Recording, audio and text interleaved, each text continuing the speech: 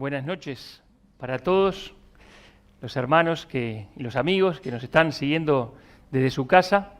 Es realmente un placer, un privilegio poder compartir con ustedes la palabra de Dios en esta hora.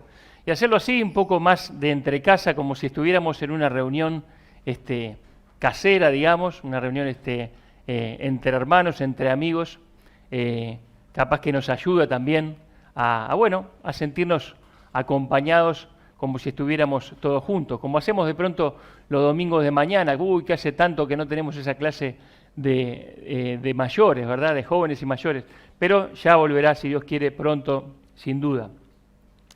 Y también los estudios que hemos tenido y que nos han sido de bendición para todos.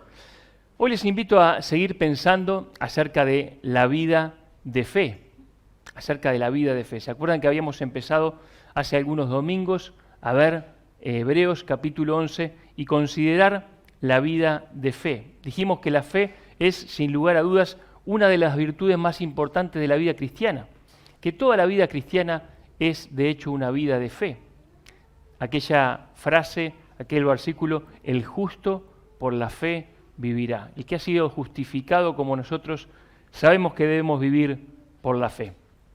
Y recordábamos que este libro de Hebreos fue escrito a cristianos hebreos que estaban sufriendo, que estaban padeciendo tribulación, persecuciones, despojo de sus bienes, y tal era la presión sobre sus vidas que estaban siendo tentados a abandonar a Jesucristo y volverse al judaísmo, irse atrás. Y en ese contexto es que el autor del libro de los Hebreos le escribe acerca de la necesidad de perseverar en la fe. ¿Pero qué es la fe? Ya que es tan importante, habíamos dicho. Bueno, allí Hebreos capítulo 11, versículo 1, nos decía la definición. Y vimos que la fe es la certeza, la convicción, la sustancia y la evidencia. ¿De qué? De lo que no se ve y de lo que se espera.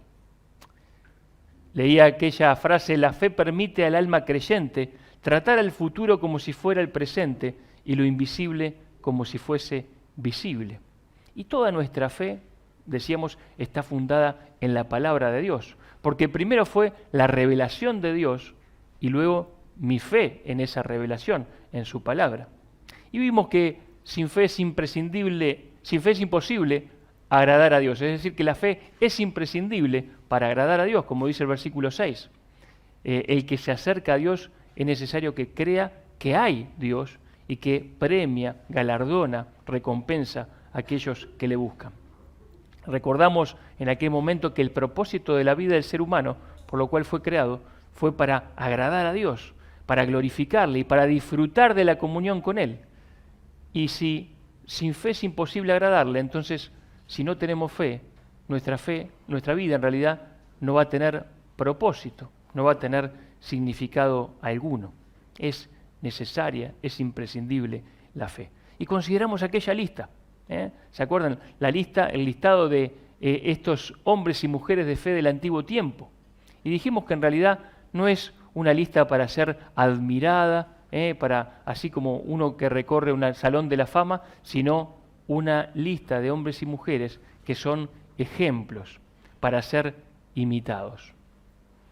Estas personas dijimos que son testigos, porque ellos testifican que es posible vivir en este mundo una vida con Dios, una vida de fe, y sus vidas aún nos hablan.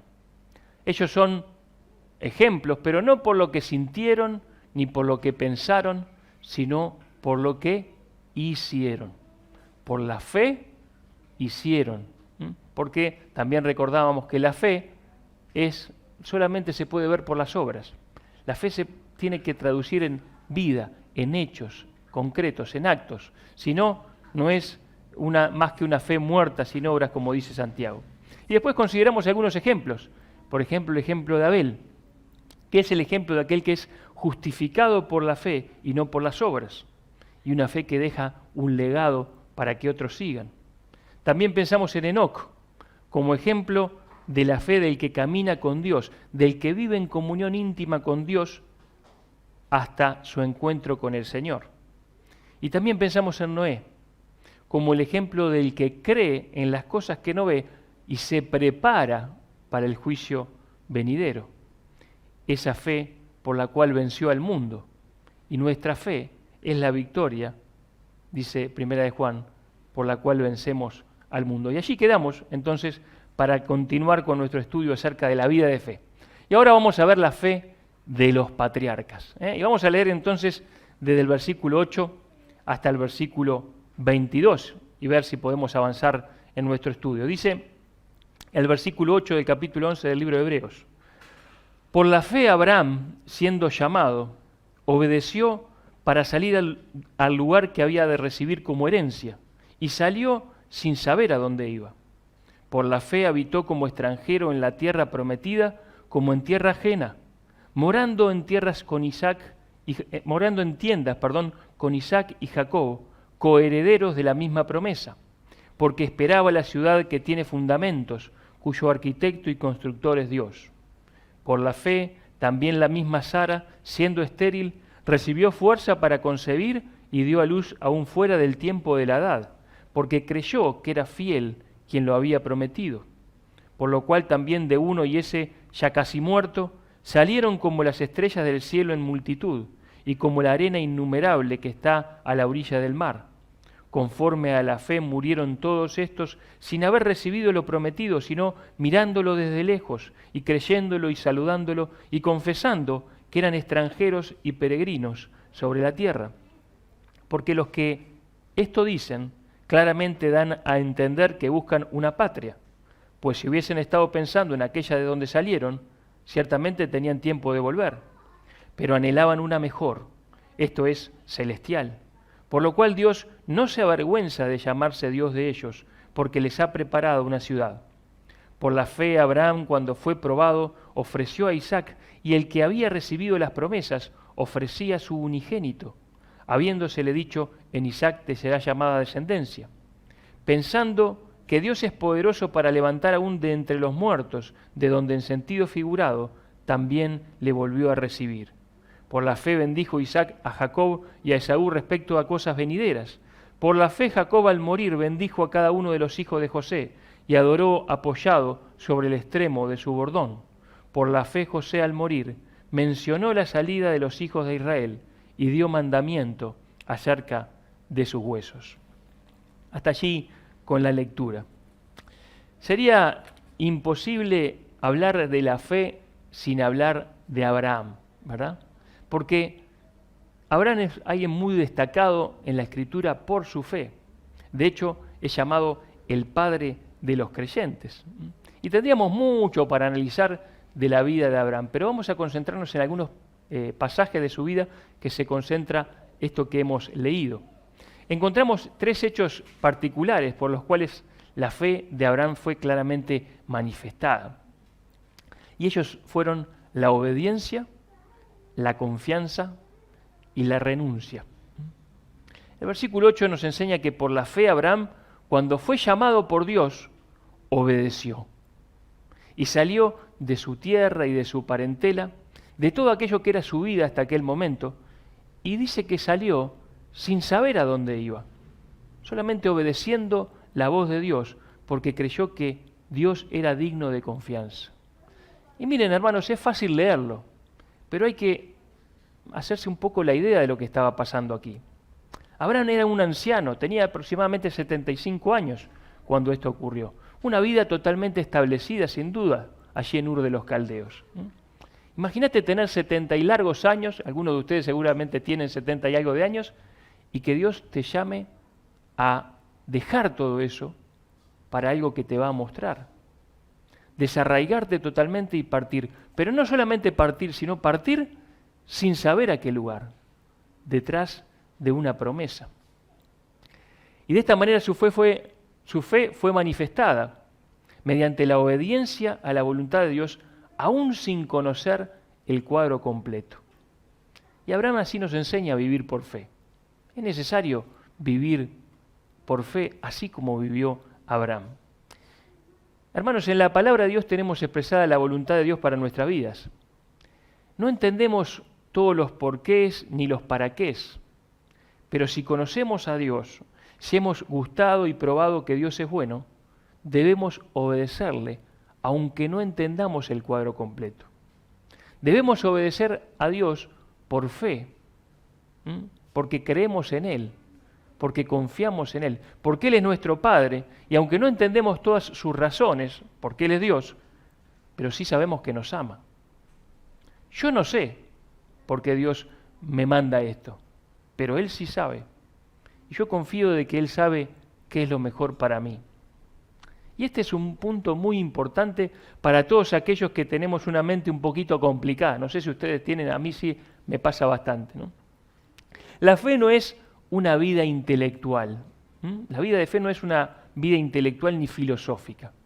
Podríamos definirla más bien como una vida práctica y relacional.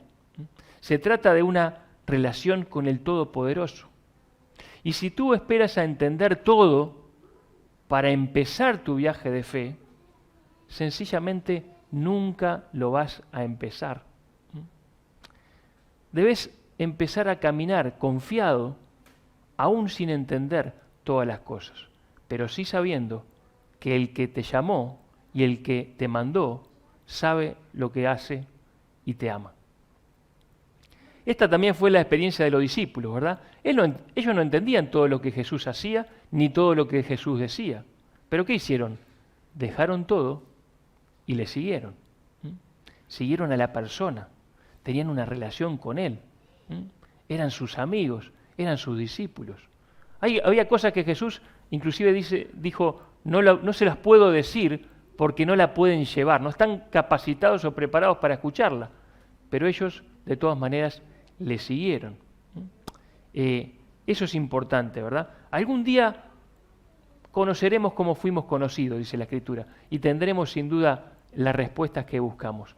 Pero debemos caminar por fe, aún sin tenerlas en este momento.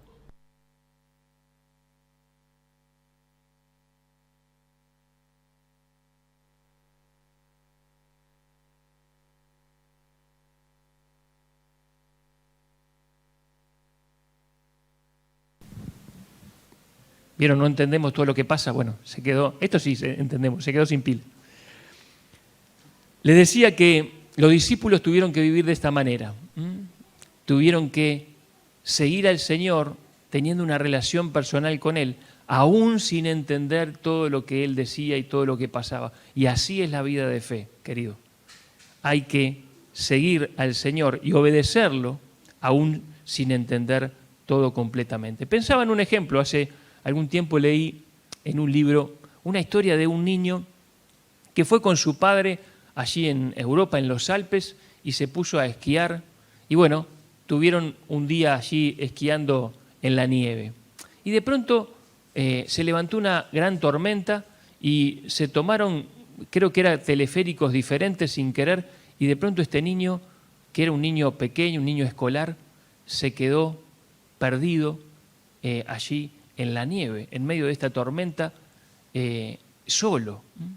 El niño había escuchado muchas veces a su padre decirle qué era lo que él tenía que hacer si se quedaba perdido alguna vez en la nieve. Los equipos de rescate enseguida, apenas pudieron porque había tormenta, salieron a buscarle. Y buscaron por aquí, por allá, y helicópteros y un montón de personas que dieron una mano para buscar a este niño. Pero no lo encontraban, y no lo encontraban, y pasaban las horas. Y a medida que pasaban las horas, cada vez era más improbable encontrarlo con vida. Pero de pronto, habiendo pasado prácticamente 24 horas, uno de los equipos de rescate encontró algo que pertenecía al niño, y ahí, a pocos metros, bajo un árbol y tapado con ramas, encontraron al niño con vida. ¿Y qué había pasado? Bueno, este niño se había encontrado perdido y había hecho exactamente lo que su padre le dijo que hiciese. Él no entendía por qué tenía que hacer eso, pero hizo lo que le dijo su padre. Llegó hasta un árbol, se puso al pie del árbol, se cubrió con las ramas de ese árbol, y eso fue lo que le hizo como un microambiente allí que le permitió sobrevivir tantas horas con tanto frío. Él no entendía por qué lo tenía que hacer. Lo hizo solamente por obedecer a su padre y se salvó gracias a eso. Y nosotros, muchas veces será así también nuestra vida. No entenderemos por qué Dios nos pide lo que nos pide, pero sí sabemos que Dios nos ama y quiere lo mejor para nosotros y debemos hacer su voluntad.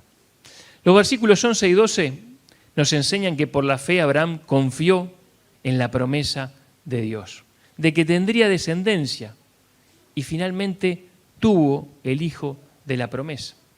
Una vez más, debemos ubicarnos en el hecho. Uno lo lee así como sin darse cuenta, pero es algo muy, muy importante lo que pasó acá. Abraham era muy viejo.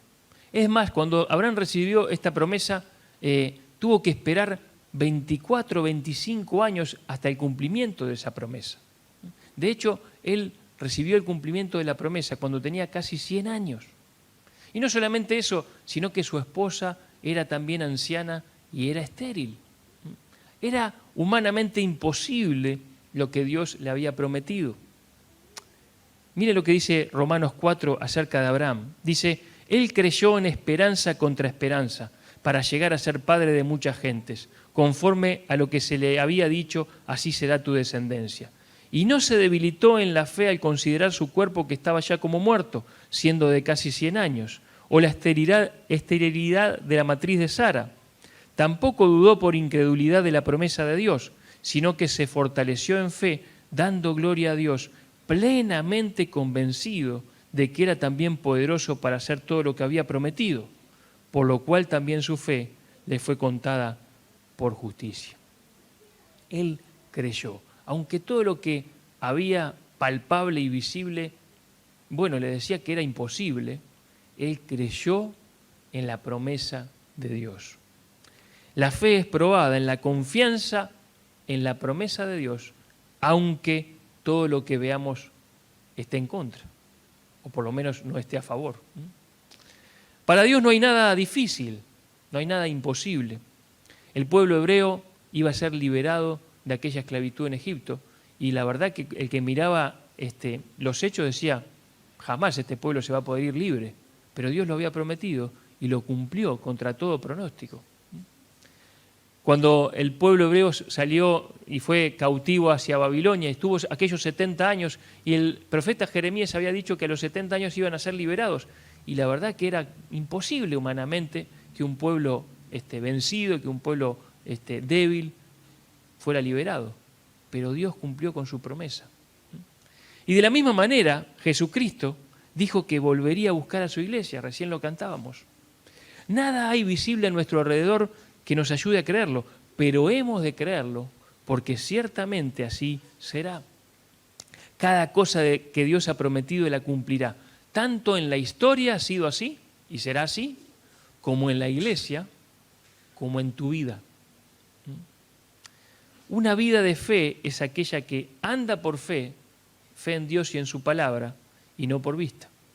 Fe en que Dios es poderoso para hacer todo lo que ha prometido, aunque ahora no lo vea. Fe en su carácter, fe en su fidelidad, fe en su palabra y fe en sus promesas. Pero fundamental es, antes de poder creer de esta manera, conocer al que emite la promesa, ¿verdad? Porque es como cuando, imagínense un cheque, ¿no? Cuando nosotros recibimos un cheque firmado y que dice determinada cantidad de dinero, ese cheque realmente es un papel. Es un papel firmado nada más. Nosotros creemos y confiamos que se va a convertir en riqueza. ¿Por qué? Porque tiene fondos. Porque lo hemos recibido de una persona que es confiable, que tiene, solvencia económica y sabemos que se va a transformar en riqueza. Y bueno, muy parecido es las promesas de Dios. Cuando uno las lee son palabras, están escritas en la Biblia, no son más que palabras, parecería. Pero sabemos que son preciosas y son grandísimas, como dice Pedro. Que son ciertísimas y que son en Cristo sí y amén, como dice el apóstol Pablo.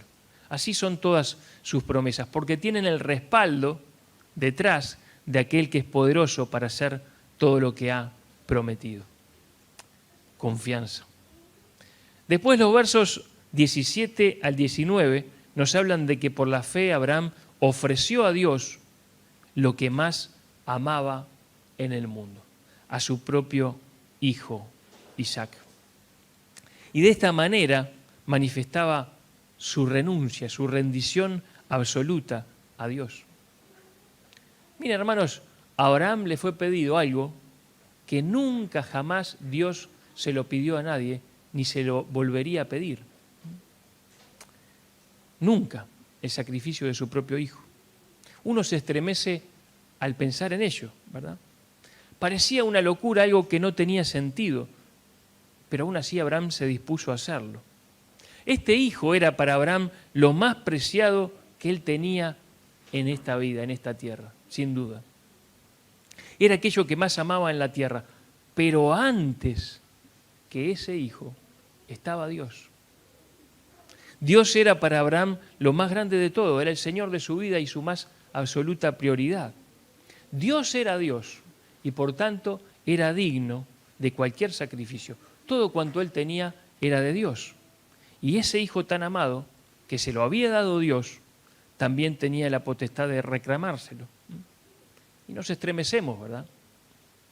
No vemos titubeos, ni reclamos, ni dudas en Abraham.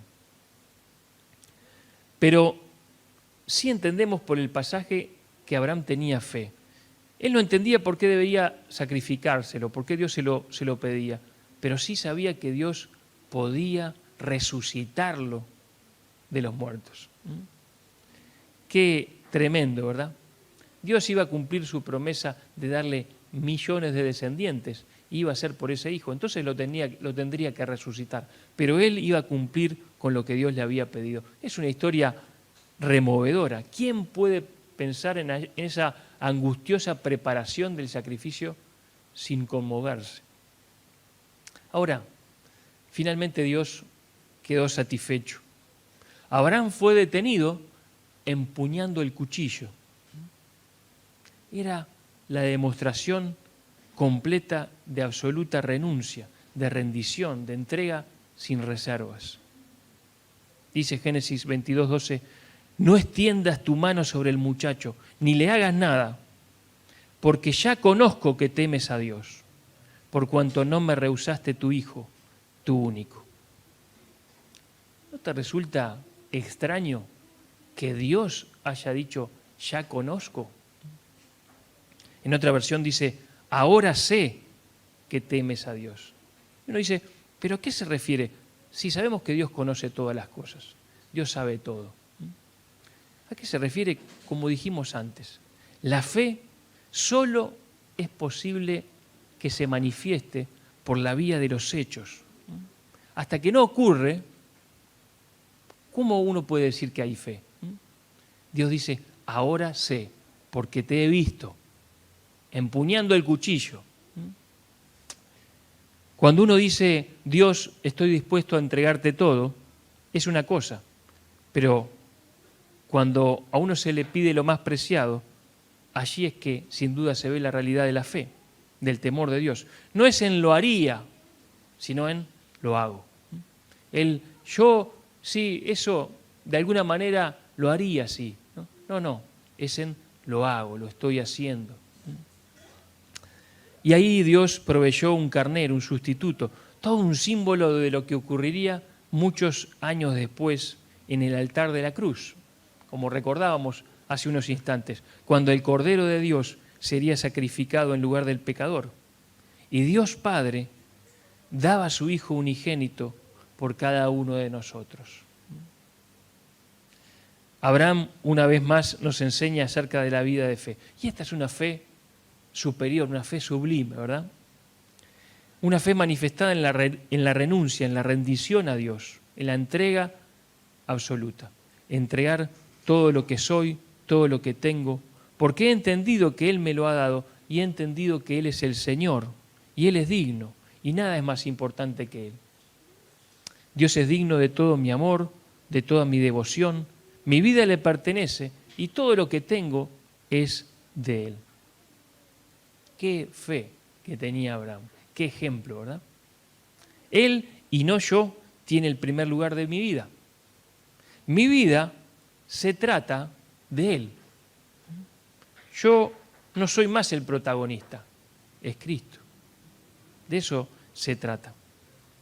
Dice aquel viejo y hermoso himno: consagrarme todo entero, alma, vida y corazón, es el íntimo deseo que me anima, buen Señor.